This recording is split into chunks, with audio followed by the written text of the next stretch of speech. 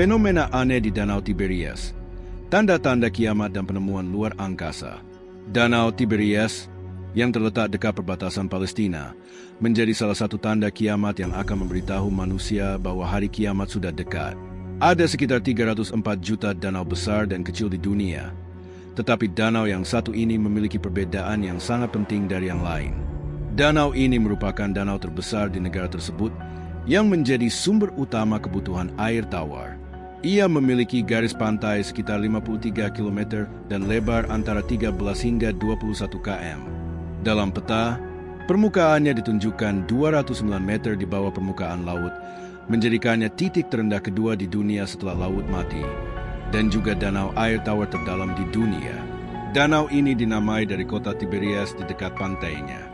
Pentingnya danau ini melampaui perannya sebagai sumber air tawar bagi negara, karena tempat ini memiliki makna yang sangat berbeda bagi umat Muslim, Kristen, dan Yahudi. Hubungan dengan Dajjal dan Gog Magog, seperti yang kita pahami dari hadis Nabi Muhammad SAW yang diumumkan 1400 tahun yang lalu, Dajjal, yang diyakini saat ini hidup di suatu tempat di dunia, matanya tertuju pada danau ini. Dajjal menunggu danau ini mengering untuk muncul. Mata jutaan orang di dunia juga tertuju pada danau ini, karena tidak hanya dalam Islam, tetapi juga dalam agama-agama lain. Mulai mengeringnya danau ini adalah pertanda mendekatnya hari kiamat. Yang menarik, air danau Tiberias berkurang dari hari ke hari. Selain itu, para ilmuwan telah menyatakan bahwa jika pengurangan air di danau terus berlanjut seperti ini, danau bisa mengering sepenuhnya. Danau ini memiliki kaitan yang menarik dengan Dajjal yang dirantai di sebuah pulau. Menurut hadis Sahih Nabi, seorang pria bernama Tamim Ad-Dari dan teman-temannya terdampar di sebuah pulau setelah badai laut. Di sana, mereka bertemu dengan Dajjal yang dirantai. Dalam percakapannya, Dajjal menanyakan kepada Tamim Ad-Dari beberapa pertanyaan tanpa memperkenalkan dirinya sebagai Dajjal. Pertanyaan yang paling menarik adalah, "Berikan aku kabar tentang Danau Tiberias." Tamim Ad-Dari menjawab, "Apa yang kamu ingin tahu tentang danau itu?"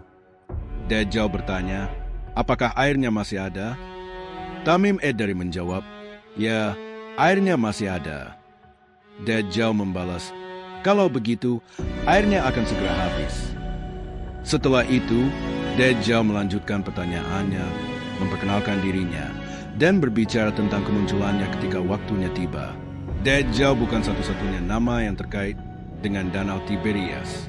Kaum Gog dan Magog, Yajuj dan Majuj, yang disebutkan dalam Al-Quran dan merupakan salah satu tanda besar kiamat. Ketika waktunya tiba dan mereka keluar dari tempat persembunyian mereka, mereka akan menuruni setiap bukit dengan kecepatan penuh. Para pemimpin kaum Gog dan Magog, ketika mereka mencapai Danau Tiberias, akan meminum semua air danau hingga kering. Hubungan dengan Nabi Isa, Yesus, dan gempa bumi. Anda mungkin pernah mendengar mukjizat Nabi Isa, Yesus, berjalan di atas air. Diyakini bahwa air tempat Nabi Isa berjalan adalah Danau Tiberias. Juga, ada kisah lain yang sering dibicarakan dalam kepercayaan Kristen.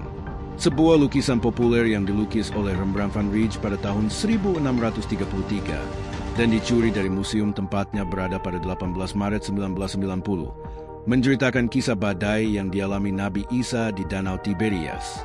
Diceritakan bahwa Nabi Isa dan murid-muridnya menaiki perahu pada suatu malam untuk menyeberangi Danau Tiberias, tetapi mereka terperangkap dalam badai besar. Para murid di perahu panik karena perahu mereka hampir tenggelam, tetapi Nabi Isa tidur di belakang perahu dengan kepala di atas bantal. Pada saat para murid tidak tahu harus berbuat apa, Nabi Isa menghentikan badai itu dengan satu gerakan, dengan mengatakan, "Diam." Kisah terkenal ini tercatat dalam sejarah sebagai peristiwa menarik lain yang terjadi di Danau Tiberias. Pada September 2013, terjadi gempa kecil di bawah Danau Tiberias. Gempa itu kecil, tetapi diikuti oleh 4 gempa lagi selama 4 hari berikutnya, dan rumah-rumah di sekitarnya berguncang.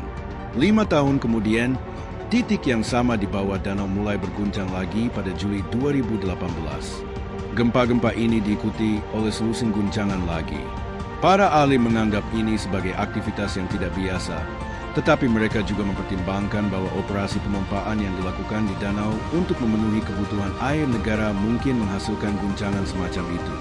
Namun, Kelompok besar dari dunia Kristen mengaitkan guncangan yang terjadi di titik yang sama di bawah Danau Tiberias ini dengan beberapa tanda yang tertulis dalam Injil yang akan terjadi mendekati kedatangan Nabi Isa kembali ke dunia. Tanda-tanda ini termasuk guncangan bumi, kelaparan, dan wabah yang akan terjadi belakangan ini. Salah satu kerjaan yang dilakukan di Danau Tiberias saat ini adalah upaya untuk menemukan harta karun kapal Utsmania bernama Seriat yang tenggelam di danau pada 25 September 1918. Para penyelam giat mencari harta karun besar yang mereka yakini ada di dalam kapal Utsmania yang ditenggelamkan oleh Inggris di danau. Penemuan luar biasa di bawah danau. Mari kita bahas perkembangan yang sangat mencolok yang terjadi di Danau Tiberias.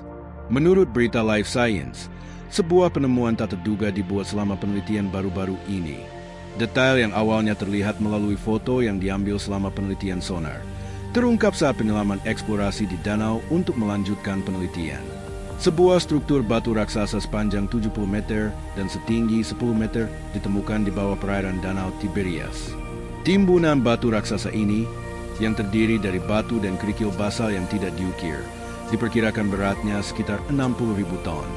Meskipun disimpulkan bahwa tumpukan batu raksasa ini dibuat oleh manusia, struktur yang diperkirakan berasal dari sekitar 5.000 tahun yang lalu ini belum sepenuhnya dipahami.